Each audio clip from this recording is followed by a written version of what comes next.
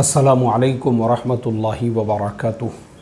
बिस्मिल्लाहिर्रहमानिर्रहीम नहमदुहु व नुसल्ली अला रसूलिहिल करीम अम्मा बाद। मोहतरम भाइयों, बुज़ुर्गों, दोस्तों, अभी थोड़े दिनों पहले जब मैंने मरकज़ निज़ामुद्दीन की कारगुजारी सुनाया था, उसके अंदर हमने एक बात ये बतलाए थे, मस्तूरात के काम के एतबार से हमारे जो बड़े हैं निज़ामुद्दीन के, वो बहुत ज़्यादा ज़ोर दे रहे हैं कि भाई मस्तूरात में ज़्यादा से ज़्यादा काम करो, हर घर के अंदर जमात को दाखिल करो।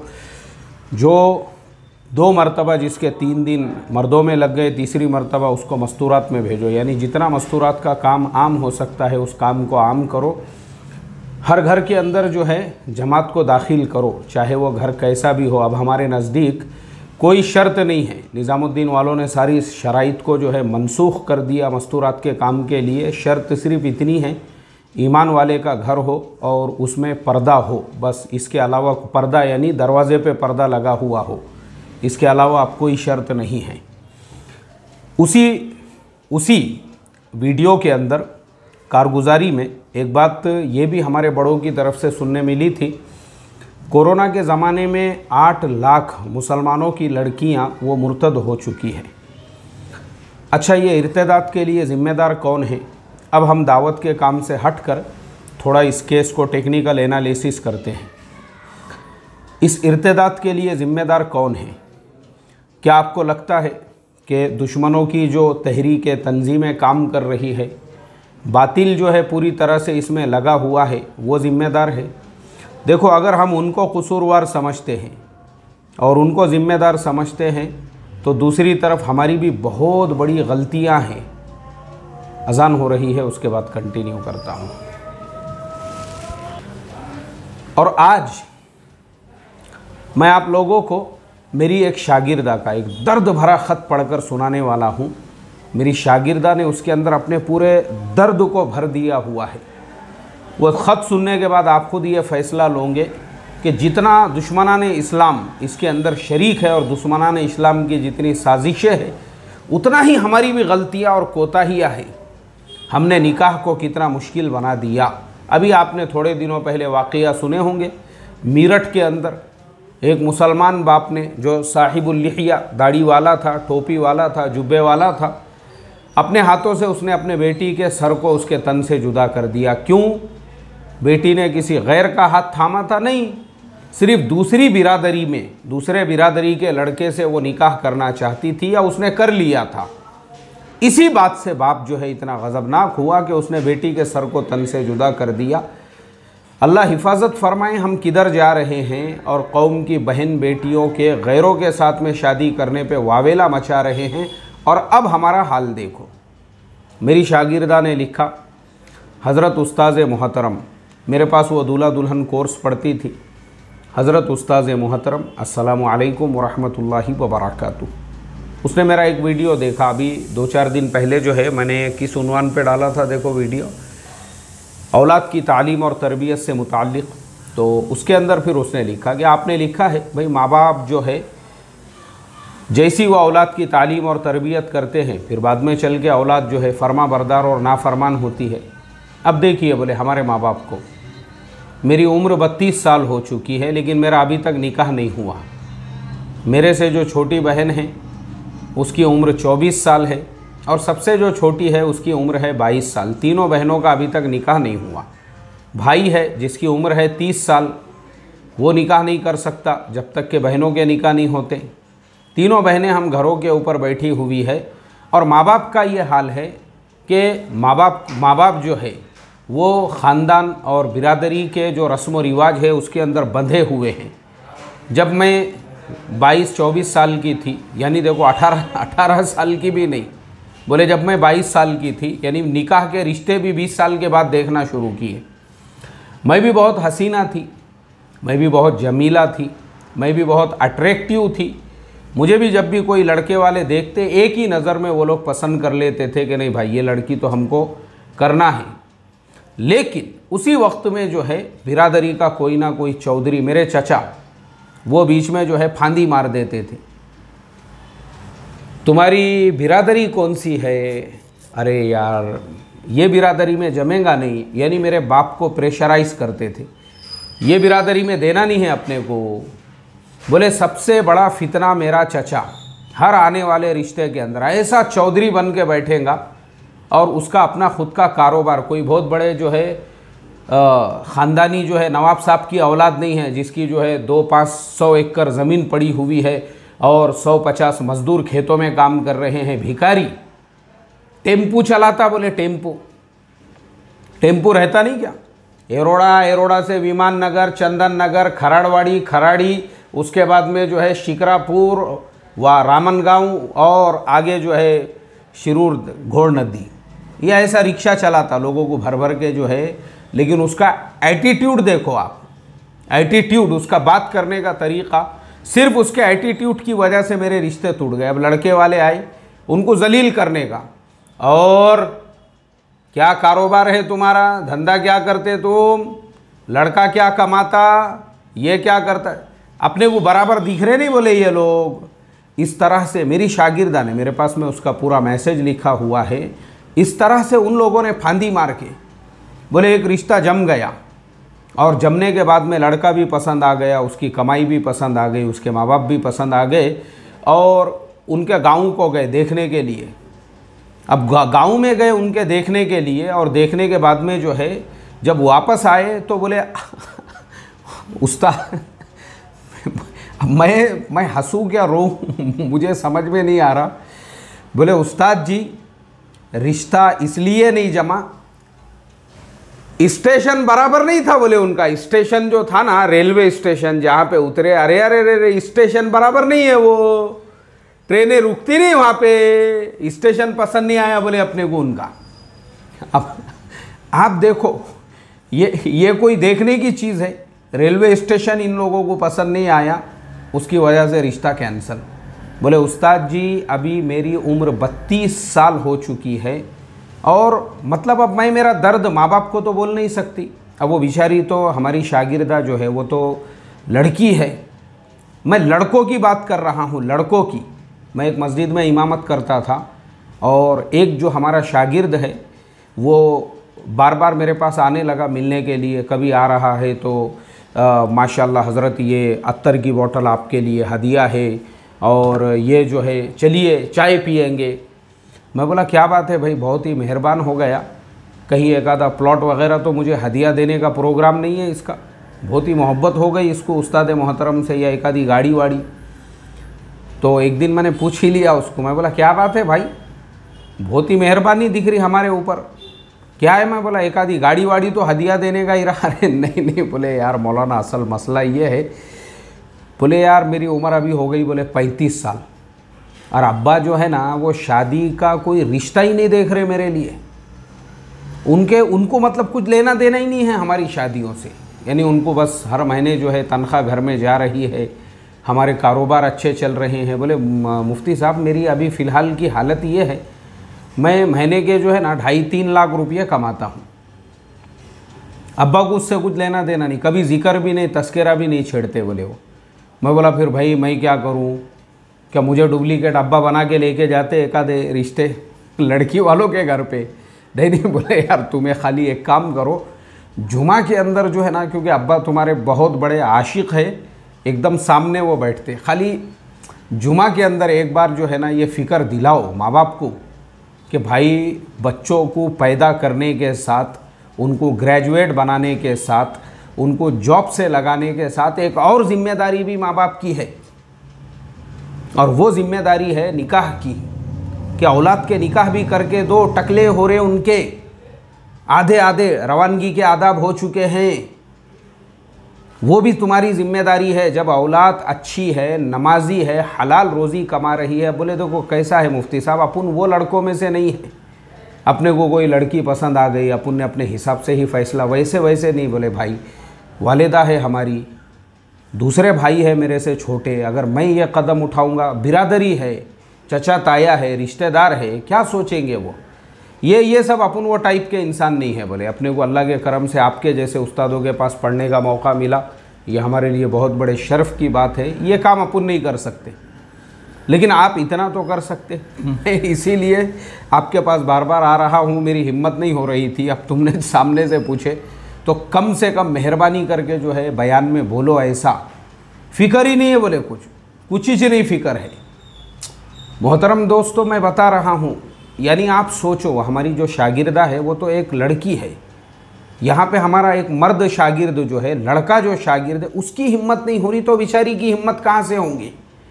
ये बेहिसी है, बेहिसी। इसको क्या कहते हैं? समाज की बेहिसी, यानी एक मुर्दा समाज जो मर गया हुआ है, जिनमें इतनी भी हिस्स बाकी नहीं है कि औलाद को अगर तुमने पैदा किए, अरे निकालो यार। ये जो है ना, मैंने जो बताया कारगुजारी कि 8 लाख मुसलमानों की जो लड़कियां मुर्तद हो चुकी है, ये वो लड़कियां हैं, जो लड़कियां जो है जिन्होंने अपने खुद के फैसले लिए। अब जो गयूर है, गयूर किसे कहते हैं? जैसा मेरा शागिर्द, उसके अंदर गैरत भरी हुई है, कूट कूट के। नहीं भाई, अपन वो कदम नहीं उठा सकते।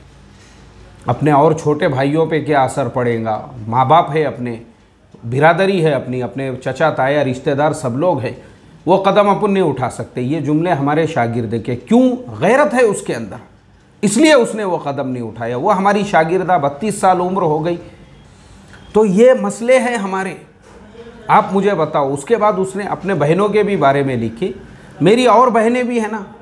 अब आप सोचो, सबसे छोटी बहन जो इसका निकाह बाकी है वो 22 साल की है। अल्लाह हिफाजत फरमाए, कोई फ़िक्र नहीं।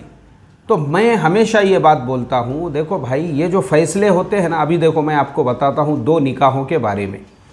एक तो मेरे फ़र्जंद का निकाह और दूसरे मेरे हम जमाअत और मेरे एक साथी, मेरे से भी बड़े, यानी आलिम दीन है वो, और बहुत बड़े जो है अल्लाह वाले हैं माशाअल्लाह। अभी उनका जो है 2 हफ्ते पहले मशवरे में, जो हमारा मशवरा होता है, उस मशवरे के अंदर, मशवरे के फ़ौरन बाद उनके फ़र्जंद का निकाह हुआ। फ़र्जंद की उम्र कितनी है? तो फ़र्जंद की उम्र है 21 साल। और माशाअल्लाह जो है निकाह ऐसे हुआ, हम सुनते हैं ना, चाय पे निकाह, खजूर पे निकाह। ना यहाँ पे चाय थी ना खजूर था, नो खजूर नो चाय, कुछ नहीं है। हो गया निकाह मशवरे के अंदर। चलो, उसके बाद में वो जो लड़की है उसकी रुखसती भी हो गई। किसी को कोई ख़बर नहीं, किसी को ना चाय की दावत है ना खजूर की दावत है, बिरयानी तो बहुत दूर की बात है। इतने आसानी के साथ में निकाह हो गया। कितनी उम्र में? भाई 21 साल उसकी उम्र हो गई। और इंडिया में जो शादी की उम्र है, क्योंकि यहाँ पर जो है हम मुस्लिम पर्सनल लॉ है, मुसलमानों का अपना जो है एक सिस्टम चलता है। इस एतबार से हमारे जो बच्चे हैं उनकी शादियाँ हम बालिग होने के बाद में भी कर सकते हैं, उसमें कोई हर्ज नहीं है, ये मसला याद रखो। ऐसे ही मेरे फ़र्जंद 21 साल उम्र पूरी हुई, जैसे 22 को लगे, हमने उनका फ़ौरन सादगी के साथ में निकाह कर दिया। क्यों? निकाह कर दो, जल्दी से जल्दी निकाह कर देंगे तो वो ख़ुद अपनी ज़िंदगी में और अपने कामकाज में, और हमारी सोच क्या होती है? फ्यूचर बनाना है, फ्यूचर बनाना है, फ्यूचर बनाना है। ये फ्यूचर बनाने के चक्कर में जो है ना, जो हमारा प्रेजेंट है वो पूरा टकला हो रहा है, पूरे रवानगी के आदाब हो रहे हैं, प्रेजेंट का टकला हो गया। एक नौजवान आया, बोले यार मेरे को वजीफ़ा दो ना यार। बोले तुम यार, मैं दुबई तक जाके आया लड़की देखने के लिए, साला जमरा ही नहीं बोले मेरा रिश्ता। और उसका सामने का जो है ना, ये थोड़ा सा टकला हो गया हुआ था। मैंने उसके सर पे प्यार से हाथ फेरा। मैं बोला देखो भाई, जल्दी से जल्दी निकाह कर लो, ये रवानगी के आदाब हो गए ना, बचे कुचे बालों की, उसके बाद में कोई भी लड़की पसंद नहीं करेंगी, मसले हो जाएंगे फिर तुम्हारे लिए भी। रवानगी के आदाब हो रहे हैं, 50 लड़कियां देख के भी इसको पसंद नहीं आ रही है। और ये जो बिरादरी के जो चौधरी बन के बैठे हुए हैं, चचा, काय को बड़ापन दे रहे भाई तुम ज़बरदस्ती? ये चचा को, ये ताया को, ये खालू को, ये मामू को, मुझे चिढ़ है ये चीज़ों से। मैं आपको बताता हूँ, ज़िंदगी में मशवरा कब और किससे लेना चाहिए। मशवरे का, अब जैसे मिसाल के तौर पे आपको कंप्यूटर ख़रीदना है तो मशवरा कंप्यूटर वाले से लो। अब आप जो है एक मौलाना से, इमाम साहब से पूछ रहे, गलत बात है। इसका मतलब सेंस नहीं है आपको एक कार ख़रीदने का है, जो कार वाला है उससे जाके मशवरा लो, वो आपको मशवरा देगा कैसी कार लेना चाहिए। अब उसके लिए पीर साहब को जो है ख़त लिखा जा रहा है, हज़रत मैं कार लेना चाहता हूँ, ये 4 मॉडल है, आप इसमें से एक बताइए। ये दिमाग का दिवालियापन है ये। और बेटी के लिए रिश्ते आए हुए हैं तो फिर पीर साहब को या फिर जो है अपने उस्ताद को ख़त लिखा जा रहा है, हज़रत 4 लड़कों के रिश्ते हैं, आप बताइए इनमें। अरे हज़रत की बेटी नहीं है वो, हज़रत बैठे हुआ है अपने घर पे सकाळ दोपहर संध्या काल करते हुए, तुमने जने तो तुमको फ़िक्र होना चाहिए, तुमको लड़का लड़की वालों की परख होना चाहिए, तुमने उनकी पूरी तहकीक करना चाहिए। ये फालतू में दूसरे लोगों को जो आप बड़ापन देते हो, मुझे हमारे वो जो साथी है जिनके फ़र्जंद का निकाह हुआ, मुझे इतना पसंद आया, उन्होंने बाद में मुझे कारगुजारी भी हम लोगों को बताई। कुछ नहीं है, उनकी अहलिया को एक जगह मस्तूरात के इज्तिमा में गए थे, वहाँ पे उनको वो लड़की तालीम कर रही थी, पसंद आ गई, उन्होंने पता किया भाई इसकी वालिदा कौन है, वहीं वालिदा से बात कर दी है हमारे बेटे के लिए, खलास, माफ़ी मशवरा, ना किसी से मशवरा है, ना राय है, ना बड़ापन है, ना चौधरी साहब है, आइए चाचा यहाँ बैठिए, ताया यहाँ बैठिए, मामू यहाँ बैठिए, खालू यहाँ पे बैठिए। और वो जो फुगिरी करने वाले रहते ना, ऐसे ऐसे डेढ़ शाने। मेरा एक साथी है, उनका इंतकाल हो गया, उनकी बहन का निकाह था, और उन्होंने मुझे जो है घर पे बुलाए, बोले यार तुम भी रहो साथ में, लड़के वाले आ रहे हैं। अब वो लड़के वालों ने जो है चौधरी को लेकर आए, ऐसे ऐसे सवालात उसके, ज़मीन कितनी है तुम्हारी? मैं बोला ज़मीन इनकी है, वो रेलवे स्टेशन से जब ट्रेन में बैठते तुम, और उसके बाद में फुलाना स्टेशन आता, वहाँ तक जो रास्ते में पूरे बागात है, मौसम्बी का, संतरे का, अंगूर का, अनार का, सब इनका ही है। क्या बात कर रहे बोले? मैं बोला हाँ उन्हीं का है। अच्छा माशाल्लाह माशाल्लाह। अब वो सारी बातचीत वगैरह हो गई, उसके बाद में जो है ना और खुरच के, खैर वो रिश्ता तो जो है, जो चौधरी साहब थे, एक रिश्ते वगैरह की ये तो सारी बातचीत हो गई। 2-3 महीने के बाद मुझे वो लड़के वाले जिस गांव से आए थे, किसी काम से वो गांव जाने का मौका मिला। यही चौधरी जो बड़ी बड़ी बातें कर रहा था, मैंने देखा कि वो केले का गाड़ा लेके खड़ा हुआ है और खांदे पे रुमाल है और आवाज़ लगा रहा है 20 के डजन, 20 के डजन, 50 के 3, 50 के 3। मैं आगे निकल गया, फिर वापस आया। मैं बोला यार ये आवाज़ तो सुने जैसी दिख रही। फिर मैंने सलाम किया। मैं बोला चीचा यार तुम वो है ना जो हमारे दोस्त को पूछ रहे थे कि ज़मीन वगैरह कितनी है, तो अरे पहचाने? बोले नहीं। मैं बोला तुम वो टाइम पे शायद तुम्हारे दादा की शेरवानी जो है अपने गद्दी में से निकाल के और तुम्हारे दादा की टोपी पहनकर आए थे, देखो मजलिस में। अरे पहचाने? बोले यार तुमने? हाँ नहीं, यहाँ तुम्हारा हुलिया थोड़ा चेंज लग रहा मुझे, केले के गाड़े पे जो तुम खड़े हुए, वहाँ तो ज़मीनों की बातें कर रहे थे क्या? मैं बोला हमारे वही दोस्त से सेटिंग करा के तू उनके खेत में से केले, मौसम्बी, संतरे ला के बेचते जाओ यहाँ पे गाड़े के ऊपर। बड़ी बड़ी बातें खाली।